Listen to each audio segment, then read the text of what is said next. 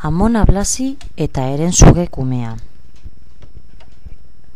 Behin, Herensuge abia bat zegoen, etxe bateko telebista antenaren gainean. Haize handia zebilen batean, abiako Herensuge kumea, Amona Blasiren balkoira erori zen antenatik. Amona Blasik katua zela pentsatu zuen. Misi, misi, deitu zion, eta etxera sartu zuen. Amona Blasik baratzuri soparekin hasi zuen, eta Pitxi deitu zion. Hau katu arraroa, esaten zuen beti.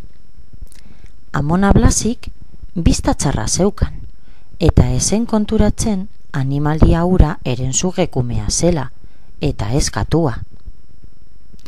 Behin, katarroa harrapatu zuen Pitxik. Txix! Egin zuen Doministiku, eta balkoiko geranio denak kiskali zituen sudurreko garrekin. Amona Blasik aspirina eman zion, baina Pitxi esen sendatu, eta Doministiku egiten zuen bakoitzean zerbait erretzen zion.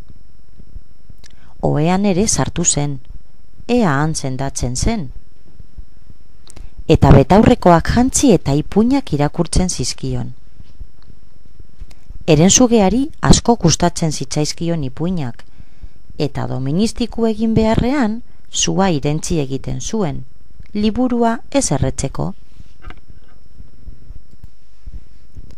Azkenean, sendatu zen, baina Pitxik ipuin bat entzun nahi zuen bakoitzean. Azten zen, eta Amona Blasi ziztu bizian joaten zen liburutegira, liburu bat hartu eta ipuin bat irakurtzeko.